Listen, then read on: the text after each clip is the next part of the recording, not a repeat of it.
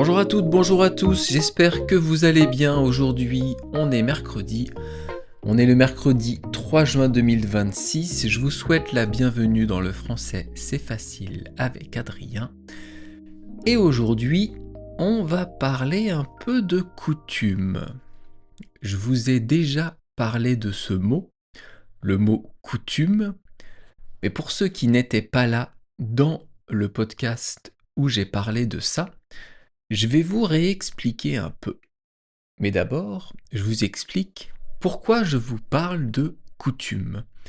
Pourquoi je vais vous expliquer et vous donner des exemples de coutumes en France. Parce que dans l'expression du jour, on a le mot coutumier. Et coutumier, ça vient du mot coutume. Donc il y aura bien sûr un lien avec l'expression que je vais vous expliquer juste après. Alors, revenons à nos moutons, donc revenons aux coutumes. Alors déjà, c'est quoi une coutume? Une coutume, c'est quelque chose qu'on fait de façon régulière dans notre société, dans le pays dans lequel on vit, dans notre région, dans notre ville. C'est quelque chose que plusieurs personnes vont faire et donc ils vont faire la même chose. Bien sûr, pas forcément au même moment, mais ça va être en fait comme une habitude que beaucoup de monde fait. Il y a plein de coutumes en France et bien sûr dans tous les pays du monde. Il y a une coutume qu'on fait plus particulièrement en France, c'est la bise. On dit aussi faire la bise. Faire la bise, c'est quoi? C'est embrasser la joue de quelqu'un qu'on connaît pour se dire bonjour le matin. Par exemple, entre hommes, donc un homme avec un homme pour se dire bonjour, on peut se serrer la main et certains hommes, certains bons amis se font la bise.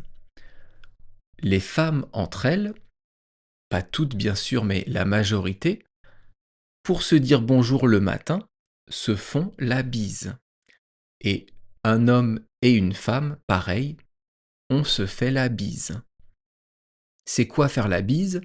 C'est se coller en fait la joue droite et la joue gauche avec la joue droite ou la joue gauche de l'autre personne. Et selon les régions, selon les endroits dans lesquels vous allez être en France, on fait 2 bises, ou 3, ou même jusqu'à 4. Donc vous voyez, suivant la région, suivant la ville, ça va changer. La coutume ne va pas être la même en France. Il y a des coutumes pour la bise dans une région qui ne seront pas forcément les mêmes que dans une autre. C'est ça une coutume, c'est une habitude. Là pour la bise, c'est l'habitude dans la façon de se dire bonjour. Et donc vous voyez que il peut y avoir énormément de coutumes dans tous les pays du monde, dans toutes les régions, mais aujourd'hui, je vous parle bien sûr plus particulièrement de la France, puisque c'est un podcast pour apprendre le français.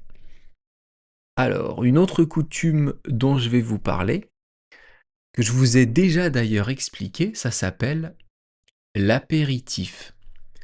On dit aussi l'apéro. Je vous en ai parlé il y a quelques mois, et ça, c'est une coutume bien française. C'est quoi prendre l'apéritif, prendre l'apéro? C'est aux alentours de 18-19 heures, on va se retrouver entre amis chez quelqu'un ou en terrasse d'un café où on va boire des coups et manger des petites choses. On peut manger des cacahuètes, des chips, on peut manger même des petits toasts, des petites tartines. En tout cas, c'est très convivial, c'est très sympa de prendre l'apéro et c'est très français. Et de temps en temps, ça peut se transformer en apéritif dînatoire. Dînatoire, ça vient du mot dîner. Ça veut dire que l'apéritif va se prolonger jusqu'à 20h, 21h, 22h. Et à ce moment-là, on fait un gros apéro où on va boire et on va manger assez, comme si on avait dîné. Ça, c'est une autre coutume française très connue, c'est l'apéritif. On va rester un peu dans la nourriture. Il y a une autre coutume qu'on fait beaucoup en France, et dans bien sûr plein de pays dans le monde, c'est de boire un café après le repas. On boit souvent un petit café après le repas. C'est très commun en France, c'est très français, c'est une coutume, c'est une habitude, c'est quelque chose que beaucoup de personnes font. Qu'est-ce qu'on a comme autre coutume en France? Il y en a plein. Par exemple, dans la langue française, le vouvoiement ou le tutoiement, c'est assez spécifique. Il y a des langues où ça existe, bien sûr, et il y a beaucoup de langues où ça n'existe pas. En anglais, il n'y a pas de vouvoiement et pas de tutoiement.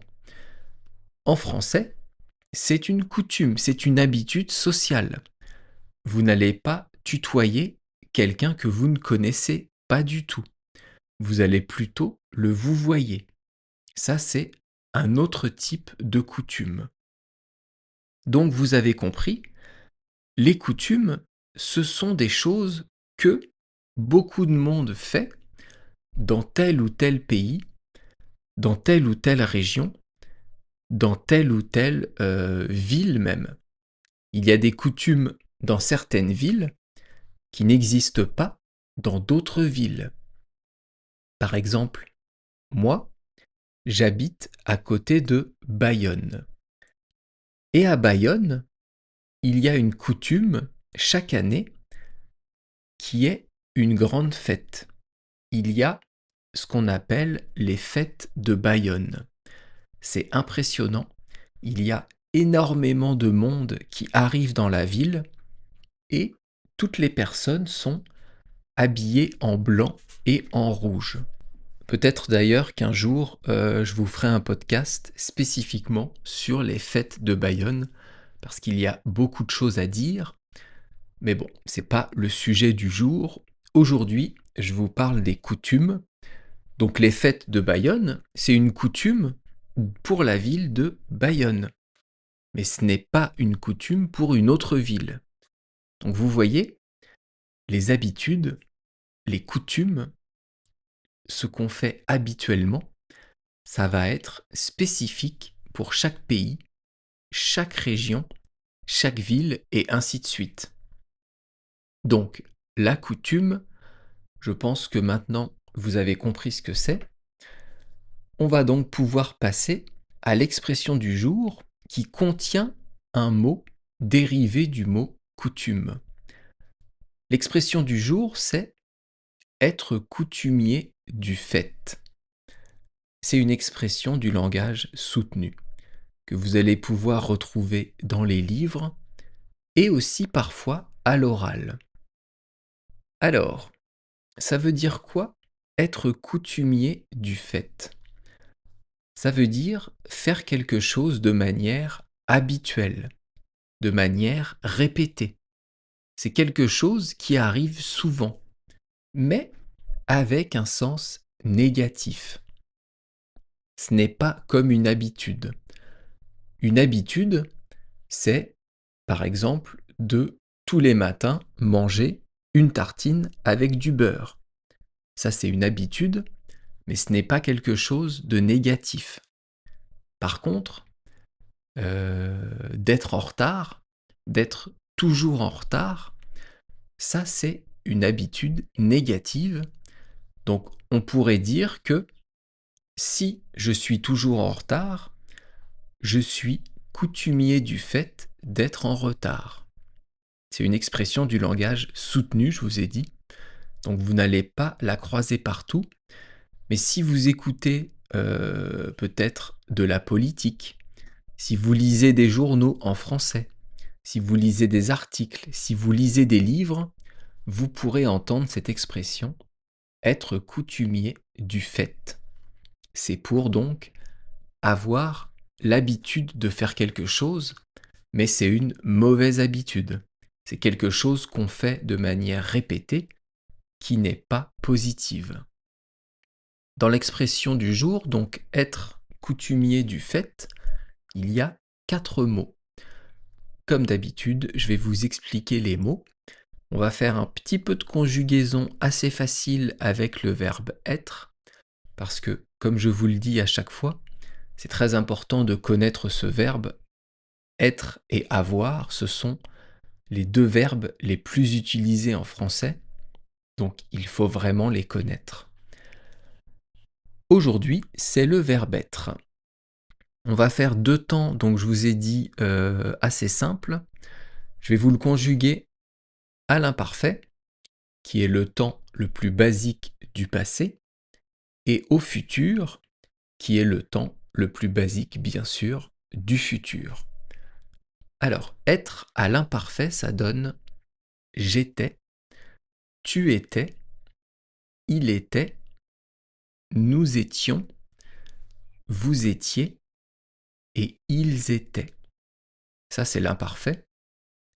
Et être au futur, c'est tout à fait différent. Ça donne je serai, tu seras, il sera, nous serons, vous serez et ils seront.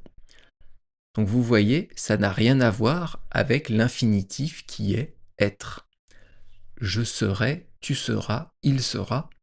C'est le verbe être au futur et ça c'est important de le savoir. Ensuite on a le mot coutumier. Coutumier, c'est un mot assez ancien. Je pense qu'on ne retrouve que dans cette expression, donc qui vient du mot coutume. Et ce mot coutumier, en fait, il était plutôt utilisé au Moyen Âge. Un coutumier, c'était quoi? C'était un livre qui listait les lois et les coutumes locales.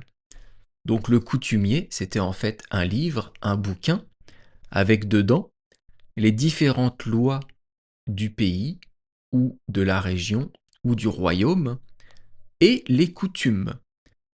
Peut-être que dans le coutumier au Moyen Âge de Bayonne, il y avait marqué les fêtes de Bayonne. Et ce mot coutumier, il vient du latin comme beaucoup de mots de la langue française. Et il nous reste quoi dans l'expression? Il nous reste 2 mots, dû et fait. Alors peut-être que vous avez remarqué, mais là je prononce le T dans le mot fait. D'habitude, on ne prononce pas ce T. On peut dire un fait ou un fait divers. Il m'a raconté ce fait-là. Là, je ne prononce pas le T. Dans l'expression être coutumier du fait, on peut soit le prononcer, soit ne pas le prononcer et dire être coutumier du fait.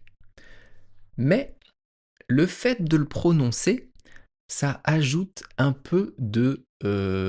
comment vous expliquer? Ça ajoute un côté un peu formel à l'expression. Ça ajoute quelque chose encore plus du langage soutenu. Être coutumier du fait, c'est vraiment pour apporter de la solennité.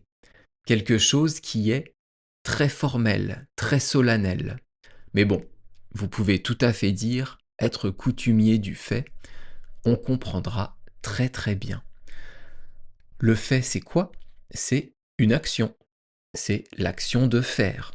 C'est quelque chose qu'on fait. C'est une réalité. Ici, on ne nomme pas quelque chose parce que c'est une généralité.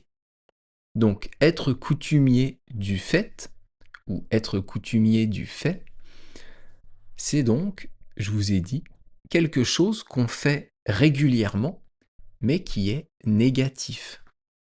Et je vous parlais tout à l'heure du fait d'être en retard. Eh bien, un prof pourra vous dire, si vous arrivez souvent en retard à son cours, vous êtes donc coutumier du fait d'être en retard. Monsieur 11, votre nom, arrive tout le temps en retard, il est coutumier du fait. Ça veut dire que l'élève arrive régulièrement en retard et que c'est un problème pour le professeur. C'est quelque chose de négatif. Je vous parlais aussi tout à l'heure de politique. Eh bien, souvent, vous avez remarqué que les politiques disent une chose et puis, un peu après, ils disent l'inverse. Suivant qui est leur interlocuteur, suivant à qui ils vont parler, ils vont dire une chose, puis l'autre. Les politiques sont coutumiers du fait de cela, de changer d'avis, d'avoir des discours différents. Les politiques sont coutumiers du fait d'avoir des discours différents. Est-ce que c'est un peu plus clair pour vous ? Je vous disais en début de podcast que c'est une expression du langage soutenu. Donc un Français qui va utiliser cette expression, ça va faire très formel, très droit, très froid. Mais un étranger qui apprend le français, donc typiquement vous qui m'écoutez, si vous utilisez des expressions du langage soutenu, c'est très marrant, c'est très sympa. Ça n'a pas du tout le même effet qu'un Français qui va utiliser cette expression. Donc vraiment, vous qui apprenez le français, je vous invite à utiliser les expressions françaises que je vous explique, si vous pouvez les retenir et les ressortir au bon moment, et surtout les expressions du langage soutenu. D'abord, ça montre que vous connaissez bien la langue, que si vous utilisez cette expression, vous êtes quand même très bon en français. Et ça donne aussi un effet marrant, un effet rigolo. Pourquoi ? Parce que c'est une expression qui est très soutenue et de l'entendre prononcer par quelqu'un avec un accent, c'est plutôt marrant, c'est plutôt sympa. Donc ça, vous pouvez aussi le faire, il n'y a aucun problème. En anglais, ça se dit « to make a habit of something », faire de quelque chose une habitude. Mais je pense que dans la version anglaise, il n'y a pas le côté négatif, alors qu'il existe dans la version française. Être coutumier du fait, c'est quelque chose qui est négatif. C'est une habitude qui est négative. Alors, qu'est-ce qu'il me reste à vous dire ? Un peu de promo pour ma chaîne YouTube où vous retrouverez en ce moment... Qu'est-ce que vous retrouverez ? Je sais même plus. Vous retrouverez un livre de Jules Verne qui s'appelle Voyage au centre de la Terre, où je vous lis 2 chapitres par semaine avec les images du texte, avec le texte affiché en même temps que je le lis pour vous permettre de mieux comprendre.